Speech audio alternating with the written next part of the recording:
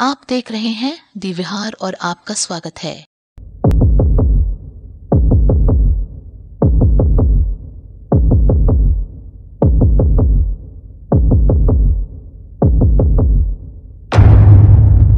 गायत्री मंत्र ग्रंथों की सबसे पुरानी और ब्राह्मणों के द्वारा सभ्य माने जाने वाली मंत्र है।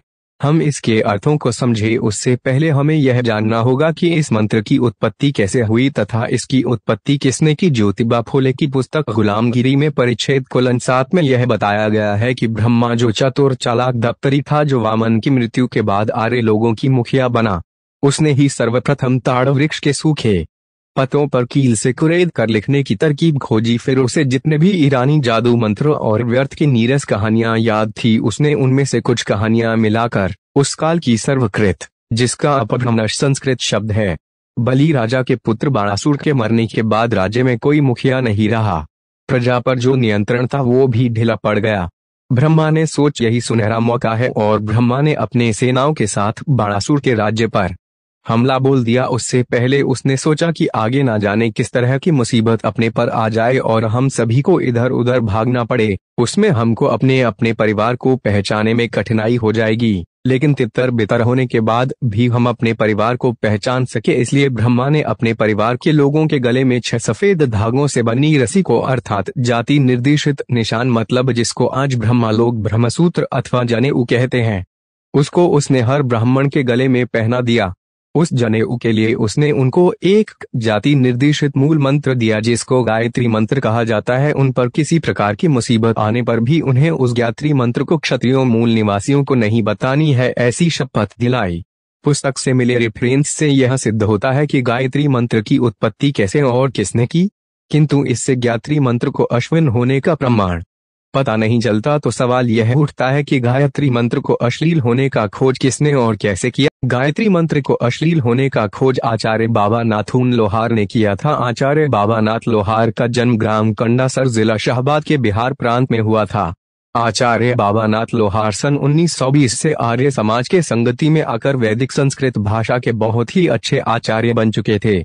उनके जमाने में आर्य समाज का प्रचार काफी जोर पकड़ा हुआ था। आचार्य बाबा नाथ लोहार को गायत्री मंदिर में यून, नारी, गुप्त अंग और चोद यानी संभोग का उच्चारण बार बार खटकता था। चारों वेदों का महामंत्र गायत्री मंत्र है और इस मंत्र में नारी आबरू शोषण का अश्लील शब्द हो, इस विषय को लेकर वे वैदिक ब्राह्मणों को संदेह की नजर से निहारने लगे थे। वे वैदिक ब्राह्मणों के संस्कृत भाषा पर संदेह करने लगे। संस्कृत भाषा पर संदेह करने का नतीजा यह निकला कि आचार्य बाबा नाथ लोहार वैदिक ब्राह्मणों का आह्वान करने लगे कि संस्कृत भाषा भारत की जनवरी भाषा नहीं है।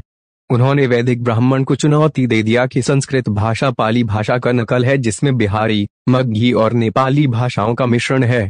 आचार्य बाबा नाथ लोहार ने वेदों के महामंत्र गायत्री मंत्र पर 10 वर्षों तक शोध किया। उन्होंने गायत्री मंत्र को नारी आबू शोषण का मंत्र सिद्ध करते हुए आर्य समाज संस्था से तिलांजलि दे दिया। आचार्य बाबा नाथून लोहार ने आर्य समाजियों को चुनौती दिया कि 1. उन्होंने आर्य समाज के संस्थापक बाल ब्रह्मचारी दयानंद सरस्वती और वैदिक ब्राह्मण को दुराचारी आर्य ब्राह्मण बतलाया। 2. दयानंद सरस्वती द्वारा लिखी गई पुस्तक सत्यार्थ प्रकाश को झूठार्थ प्रकाश बताया। 3. वेद ईश्वरी ग्रंथ नहीं है, यह वैदिक ब्राह्मणों द्वारा लिखा गया मानव जाति को गुलाम बनाने का षड्यंत्र है। 4. शंकराचार्य, ब्राह्मण पुरोहितों और आर्य समाज द्वारा यज्ञ में घी जलाना, सुगंधित लकड़ी, अगर, तगर, सहशिल, चंदन आदि जलाना, सुगंधित जड़ी बूटियां, वनौषधि जलाना और खाद्य पदार्थ तिल, चावल, जव, गुड़ एवं 5 मेवा मिष्टनों को आहुति देकर स्वाहा कर देना महापाप कर्म बताया। 5. उन्होंने अपना अंतिम चुनौती दिया। इस देश में मात्र 3.5% ब्राह्मण कहलाने वाले लोग शंकराचार्य, पुरोहित और पंडा बनकर मंदिरों में पूजा पाठ के नाम से गायत्री मंत्र का जाप करते हुए 97% भारतीय जनता के बहन बेटी माताओं को यौन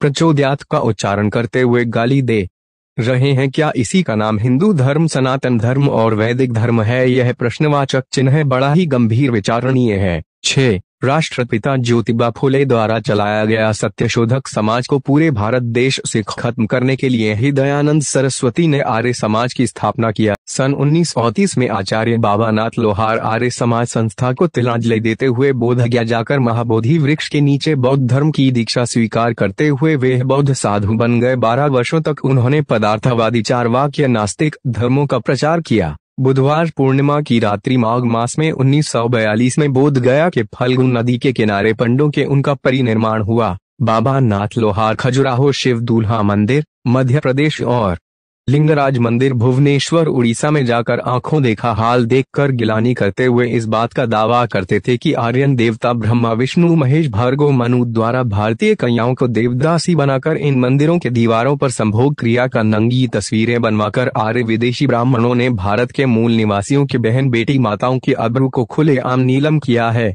गायत्री मंत्र का शाब्दिक अर्थ ओम यानी परमात्मा के नाम से भूर्भुवः अपने अंदर के भवों को जलाकर तत्सवितुर्वरेण्यम अपने तपस्या को तोड़कर भर्गो देवस्य भर्गो देवता मनु महाराज से धीमे धियो धीमे ही रहो हल्ला गुला न करो यो ने अपने गुप्तांगों में प्रचोद दयाथम पराये लोगों से भी चोदवाने की दया करो